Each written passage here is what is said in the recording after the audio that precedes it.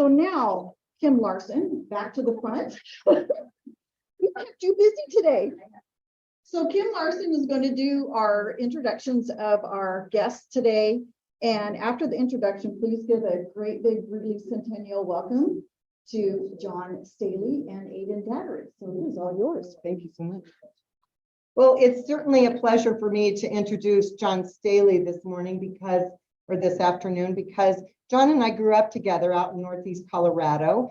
He's actually originally from Merino. I was from Sterling, but we were in FFA at the same time together. So roughly the same time. So special relationship that we have. John grew up on a diversified farm and ranch out near Merino. They had irrigated farm ground, and he said he had a particular love and affinity to red animals. They had Duroc hogs and Limousin cattle. He was not only in FFA, but when he graduated from high school, he served as a state officer in the state FFA organization, serving as Sentinel from 1980 to 1981. Then attended Northeastern Junior College, transferred on to CSU, as many of our state officers do, majoring in agricultural education. When he graduated, his first job, he said, was in Durango, which at that time was a 5A school. And he said that was a fairly major cultural shock, moving from Merino to a 5A school. I can imagine. He was there for 3 years. Then from 1989 to 2017, when he retired, he was at Platte Valley out in Kersey. Excellent ag teacher for all those years. After retiring in 2017, he was actually approached by the state of Colorado. The state of Colorado started recognizing that a lot of the new FFA advisors and ag teachers were burning out really quickly. It's a big job. It's a 12-month job. A lot of people don't realize that, teaching, they think is just a 9-month job. Not when you're an ag teacher. You're basically working year round, and they burn out pretty easily. So Colorado recognized this, and they went to John and said, hey, we want to create a new position as sort of a mentor to all of these new ag teachers and FFA advisors. And so now his new title is Colorado Agriculture Education Local Teacher Success Mentor. I am very proud to introduce my friend, John Staley.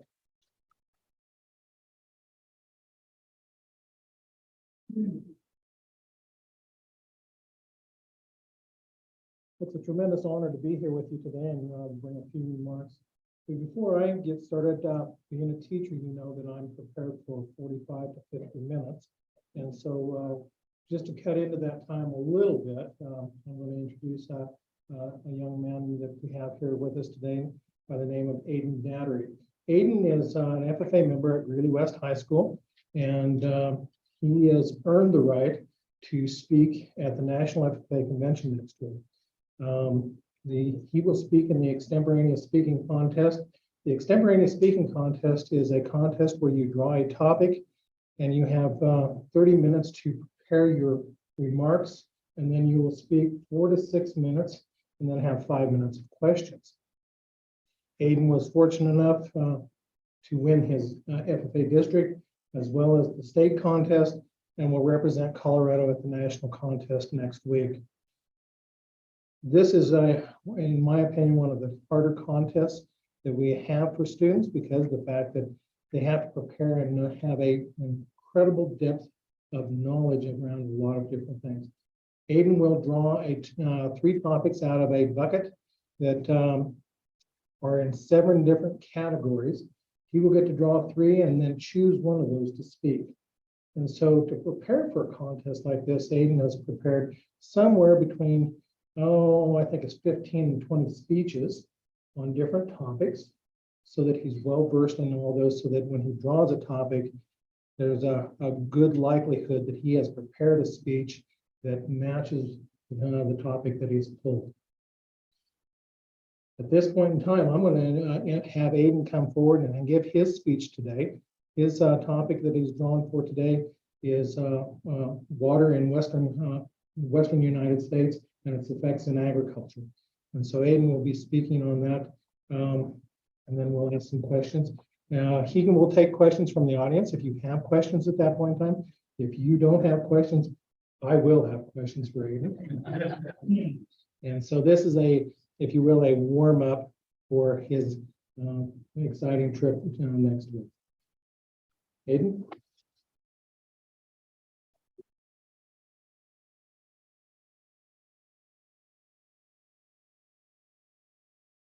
Thank you for that introduction. I guess I won't waste any more of your time with my introduction, and I'll get right on into the speech. Drought west of the Mississippi is affecting people's livelihoods. If you were the average American farmer or rancher, you'd be working well over 40 hours per week. You put your sweat and tears into your work because there's always mouths to feed. The population around you is growing. Larger scales of production are needed to feed these people, which becomes increasingly important when your own community of agriculturalists is on a decline. Whether you're raising corn or cattle, your job is labor intensive, but that doesn't bother you because you take pride in your work. The fact remains, however, that you are constantly facing various challenges. Recently for Western agriculture, the biggest challenge has been water management. Today, I'm going over 3 key points: the Colorado River Compact's effect on water, the impact of selling water rights, and the solutions during times of drought. The first matter I will discuss is how the Colorado River Compact affects agriculture. This contract defines how much water each state receives from the Colorado River, commonly referred to as the law of the river. The issue before the agreement was that Western states needed water to sustain their farmers, which wasn't coming from rainfall. The source of that water is indisputable, the Colorado River.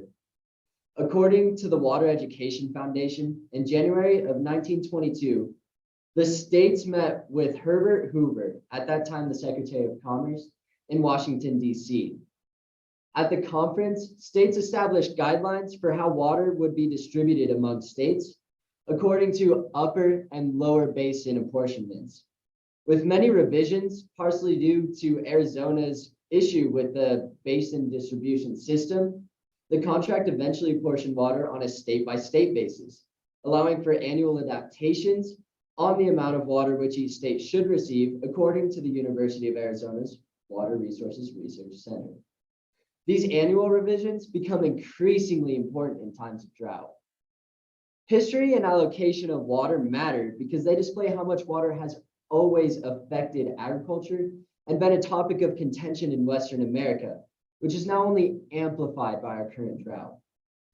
Another aspect of the struggles with water is the handling of intrastate water rights. In Colorado, we utilize a priority system. The system establishes that senior ditches have priority acquiring water over junior ditches. To simplify how ditches are defined by seniority, on an individual farmer or mutual ditch company files for water rights. The rights filed first are the ones who have priority in acquiring water and are therefore more likely to be guaranteed their water access. These right holders are therefore known as senior ditches. Junior ditches, on the other hand, are those that are filed more recently and within the priority system are not going to be as likely to receive their water. We've already seen junior ditches in Colorado run dry this past growing season. As you can imagine, such a complex water management system would only be necessary if agriculture is consuming a lot of water. CSU's research found that agriculture consumed 86.7% of the water from Colorado's allocation of water from the Colorado River. The second largest consumer is municipalities and industry at 6.7%. Agriculturalists and the general population are also well aware that residential development is a growing industry and growth calls for more water, which municipalities are now buying up from our farmers who are being paid high dollars to sell. Without water, farmlands dry up, forcing farmers to either have lower yields or the fields are used to grow wheat, which is a less water consumptive crop. An added implication of specific to municipalities buying water rights is the exemption from taxation of the land. These two factors together provide a less sustainable economy for our consumers and the agriculture industry as a whole. The final topic I will examine is the possible solutions to our water management issues. Many people in the general population would like to argue that farmers out west should just give up on growing crops that require irrigation because there's simply nothing else to do without water. Such a notion is simply false. I spoke with Mr. Gene Manuello, the Vice President of Colorado Ag Water Alliance. He had some very insightful solutions on how we can solve these problems during times of drought, where we have water shortages. The main solution that he's discussed is new water storage. New water storage is artificially created watersheds that fill during the winter months. You see, all water reserves will fill during the winter because of the snowfall in the Rocky Mountains. When snow melts, the water joins either lakes or reservoirs or into the Colorado River, which runs to the Gulf of California. The proposed solution with new water systems is that if we trap more water in Colorado through more man-made reservoirs after farmers harvest and before they plant, which is done to keep water without disrupting the supply going to each ditch. With the addition of more water storage, we're able to supply more water to junior ditches during times of drought. But it also solves our other issue, because just as importantly, municipalities could then obtain their water from new storage instead of from farmers directly, making it the perfect way to keep farmers from opting to sell their water rights, again, causing huge economic disruptions. Between problems and solutions, agriculturalists definitely have their work cut out for them to ensure sustainability in water supply. There are still so many issues that need to be solved to ensure that ag is managing water effectively for the coming generations. Agriculture education and FFA have always stood for the future of agriculture, laying out the foundation for solving any agricultural issues. Not only does ag education teach students about the modern agriculture industry so that they are better prepared to pursue a career in agriculture, but it also gives that other side, the students who are not going to pursue agriculture, knowledge and insight of the industry, because these people are our future consumers. By equipping these students with the knowledge of the industry, Ag Ed and FFA are building a more educated society, a society that impacts the very way agriculture operates, and a society that will be directly better equipped to solve the struggles of water in the West. Thank you.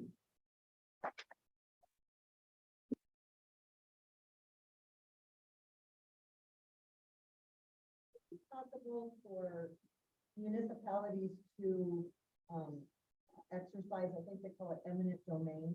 Can they just go in to take water from someplace by using something like that, or do they have to purchase them?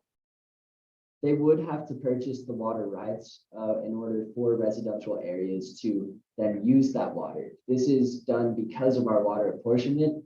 And actually within our state distribution system, we have shareholders of these different water rights, which becomes especially important when they're not only owning water rights, but also shares within them when you're talking large scale things such as the South Platte District. There's probably around 100 or so shareholders within that one district.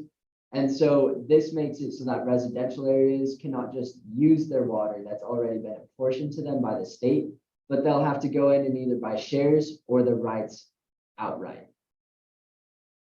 Yes. Agricultural water is on the eastern slope of Colorado River. Hayden, can you repeat that question for the Zoomers? Sure. Your question was how much water is available for our eastern states across the eastern slope, correct? Yes, agricultural water. Yes. Well, I don't know the specific number, especially considering that it does change. It is very volatile. We have many amendments from year to year on the Colorado River Compact so that we allocate different percentage amounts to states. The key there being percentage amounts.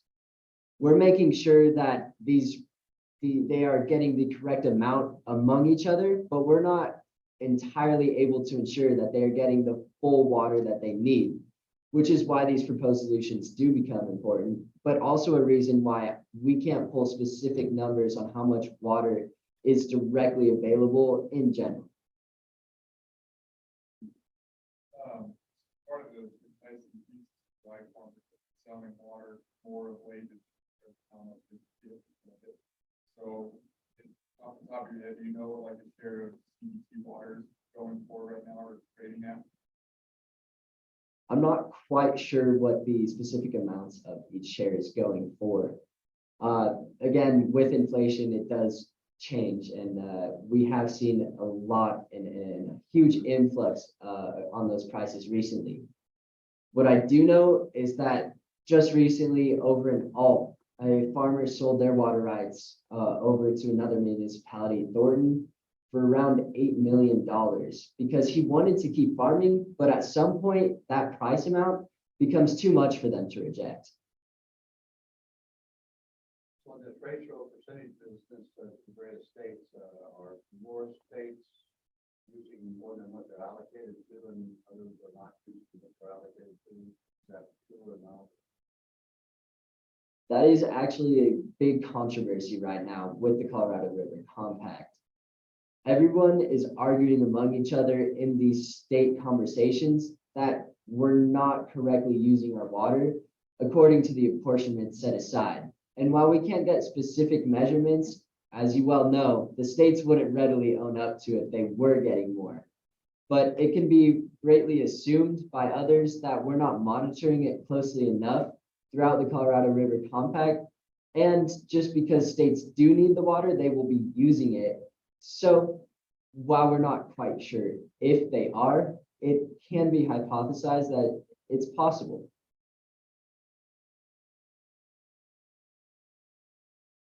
Aiden, can you talk a little bit about technologies in agriculture to allow farmers to consume or use less water? Your question was the new technologies in agriculture that allow farmers to use less water on their fields. Some of these new systems, such as sprinkler systems and drip irrigation systems, are very important to the ag industry right now in being able to consume water.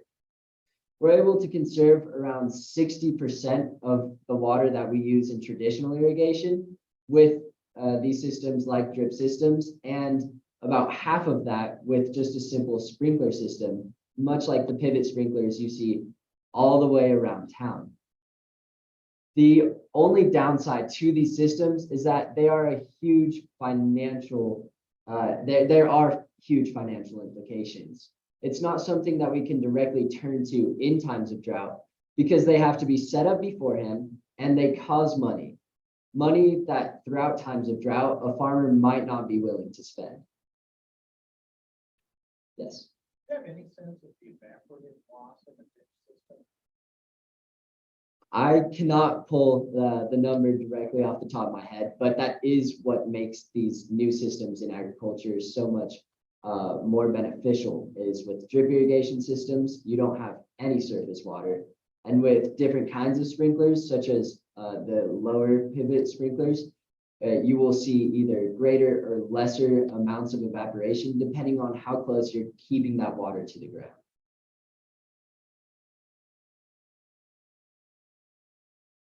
Thank you.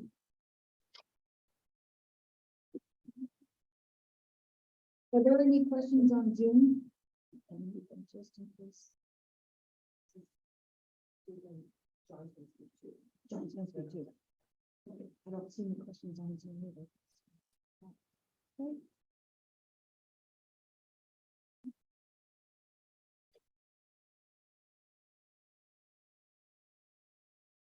Let's give Aiden another round of applause.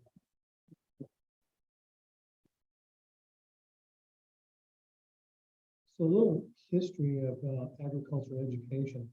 Agricultural education is a secondary program in schools across the state of Colorado.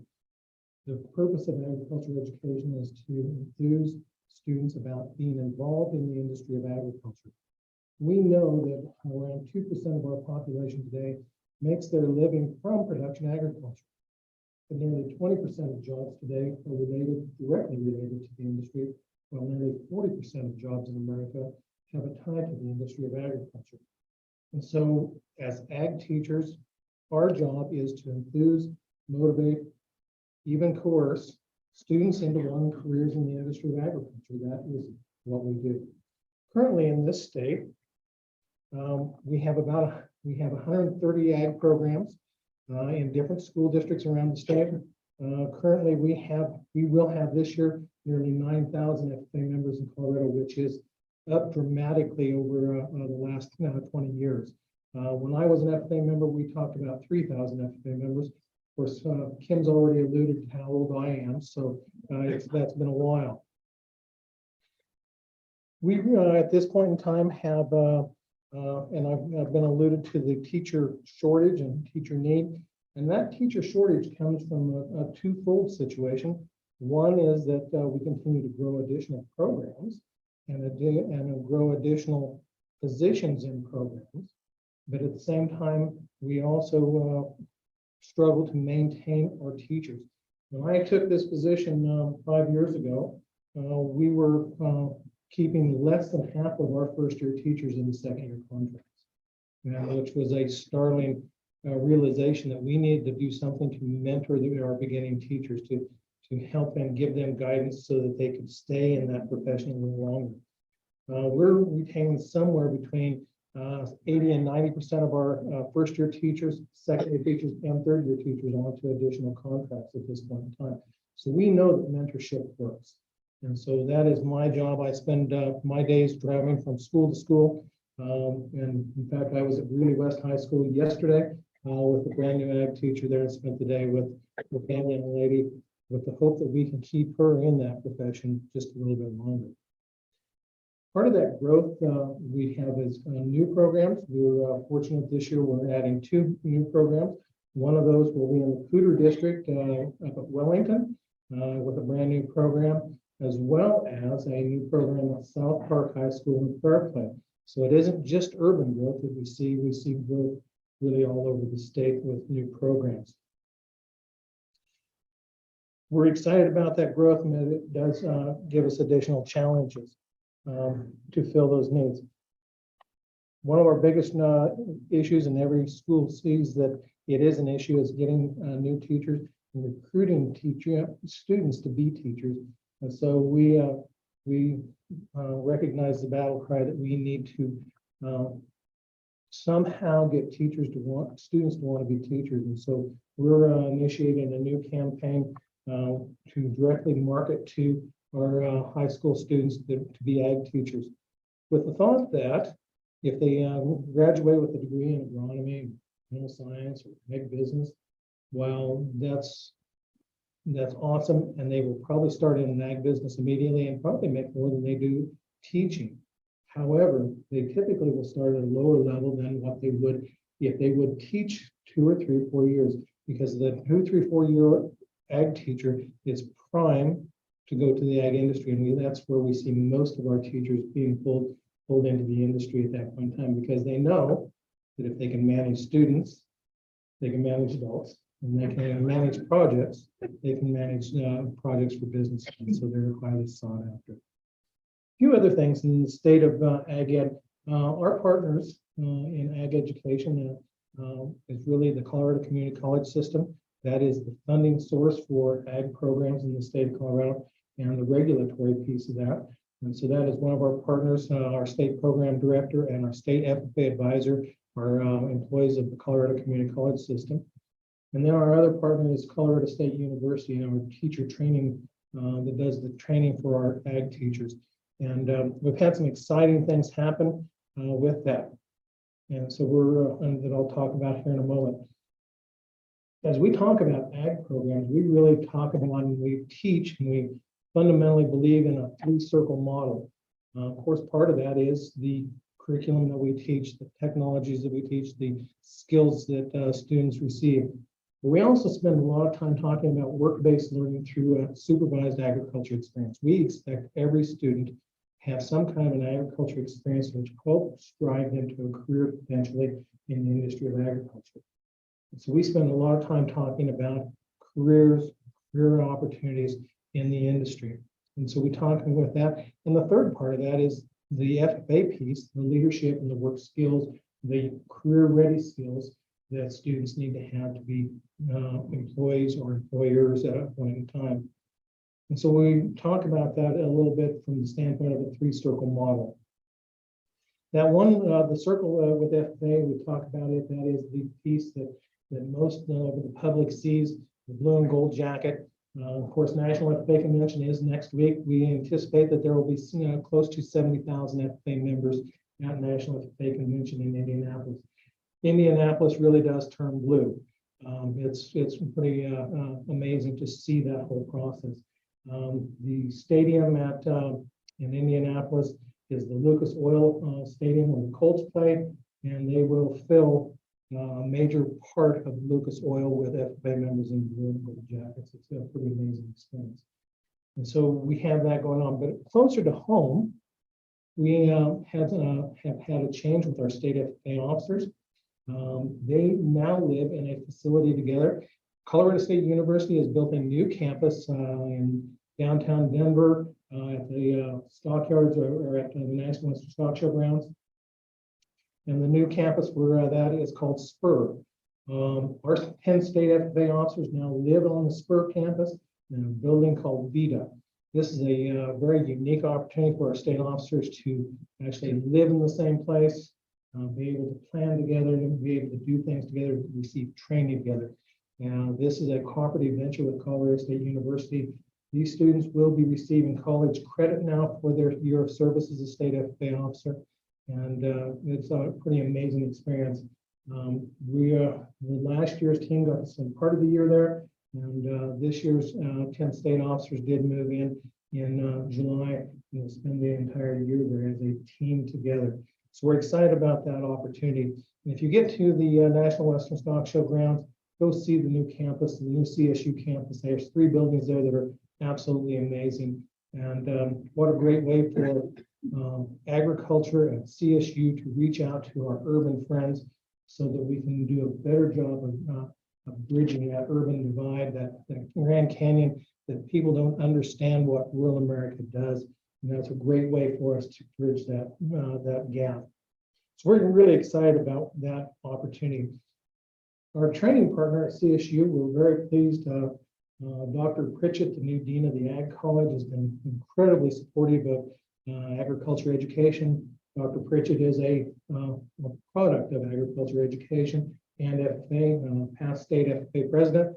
And we've had some really great opportunities arise because of our relationship with Dr. Pritchett. Colorado State University in the Ag Ed program, we have gone from, in the last 20 years, 1 staff in ag education to 3, and we're in the process of hiring 2 more in ag education. And so that's a pretty neat opportunity and a great partnership that we have with Colorado State University. We're excited about our growth. We continue to see our student population increase in ag ed and FFA, and we're very pleased with that. We think that a lot of the resurgence and growth of numbers in the state is we understand that most of our students are 2 to 3 generations from the farm. And we realize that our students really want to get back to their agricultural roots. And we see that driving the numbers. I'll brag a little bit on Greeley West. I had planned to do that before I knew that the administrators were here. And so Greeley West has a program that they've developed. They hired 2 brand new ag teachers last year to go along with the 2 teachers they have. They are only 4 teacher program in the state of Colorado. I looked at their membership yesterday, and they're right at 700 members. And the principal and I need to talk about hiring more ag teachers. And so that's one of the really great things. And we continue to see some of those programs really growing. We have a brand new facility in east of Denver called the Stead campus. It's part of the Brighton School District. It is a charter school that is designed to teach everything with an agriculture slant. When it's completely full, they've now got freshmen and sophomores there. When it's completely full, we'll have 750 students that are all there because they want to do things in agriculture. And so we see some really great pieces of that happen. And so we're excited with that. What kind of questions do you have about ag education, FFA? John, could you mention the connection that Colorado happens to have with the National FFA, our new CEO? Yeah, the new CEO of National FFA is a gentleman by the name of Scott Stump. Scott Stump he married and lives out at New Raymer. He married one of our FFA members from a long time ago, Denise Tappy. Scott and Denise live at New Raymer, and he is now the new CEO. He spent time as our state program director in this state and was a former ag teacher. And we're really pleased and happy that Scott has been accepted that position. I think he'll do a fabulous job running the National FA, which is now a multi-million-dollar corporation with nearly 700,000 members. Yes. So your graduates, both ag programs, most of those go on to college, or do they go into industry, or do they go into something totally outside of agriculture? The question was, where do our students end up after ag education? And I would tell you that, and I can speak to the programs that I have relationships with. Typically, ag ed programs have a higher percentage of students that end up and complete college than the general school population. Typically, we see students going to college either 2 or 4 years at a higher rate. We do see a trend, though, that we see a lot more of our kids wanting to go to trade schools and do some of those things. The industry is clamoring for our young people, and especially companies like John Deere and Caterpillar who are willing to completely pay for our students' education with the hope that they'll become techs for those companies. And so we see some of that turn. As we know, in some of the trade areas, plumbing, electricity, construction, and fabrication, those positions pay incredibly well now. In fact, some of those folks, if you've hired a plumber lately, you probably know that they make a lot of money because your bill was incredible. And so we do see a higher population going into the trades as well out of our programs.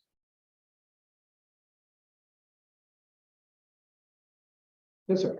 Just an interesting point. One of our former members years ago, Marcus Reinhardt, was the internist at the hospital. But he left there to work with the company in poultry. And what they were trying to do through supply and all these different sciences is to get the chicken to lay an egg every 23 hours instead of every 24 hours. Big deal. I mean, it's kind of interesting that these things that go on in food production. And I would agree, the technologies and the things that are happening out there. And I think as agriculture, we have to do a really great job of talking about the technology things that we use. We also have to talk about that from the standpoint and give good education to all of our urban counterparts so they understand where the food comes from, that they understand that we are wanting to create the safest, most abundant food source in the world. And I think sometimes there's the more we mechanize agriculture, the greater the mistrust.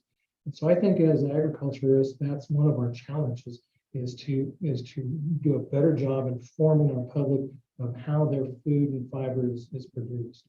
I'll diverge onto a quick story. My son-in-law took a new job after Christmas with a Canadian company called, it's a Canadian company that produces genetic testing. I don't think of the company's name apparently, but anyway, they produce genetic testing. And he is the only North American salesperson for this genetic test. The genetic test is designed to get to feedlot cattle to predict an endpoint to make it more profitable. So you don't feed or harvest too soon or feed too long, making that animal more productive and more profitable.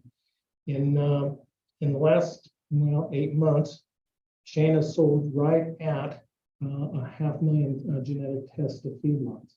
Brand new type of technology. And so the careers in the industry are so crazy that we can't even think of the things that are out there. The genetic test feedlot cattle to predict an endpoint, That's pretty amazing. And by the way, they pay a phenomenal amount for good people that understand the industry of agriculture. One of our biggest challenges is that many of our students and students today don't speak the language of agriculture. And that language is understood less and less. With the folks that are in this room, if I say heifer, steer, corn, wheat, oats, barley, you understand what those things are. But many of our students in our urban schools and even in our rural schools, when we say those things, no longer understand what that is. And so we have to do a great job of educating our students to be good consumers and understand agriculture.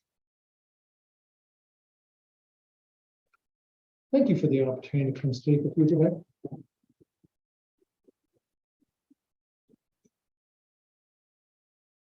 Thank you very much. I have one question for Aiden.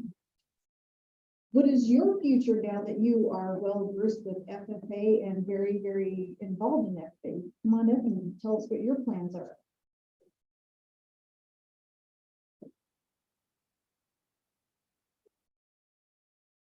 Well, my future plans in FFA, although largely unwritten right now, after a convention, I'd like to pursue and keep going forward with more speaking opportunities. While I'm in high school, I can still pursue the prepared public speaking, although after competing at nationals, I won't be able to do my previous contest. I am looking forward to prepared public speaking all the same and hope to be at nationals again. After I do graduate high school, though, I do plan to take a year for state office if I'm granted that opportunity. And possibly, depending on how that goes, I would like to become a national officer as well. All right. All right. Thank you very much.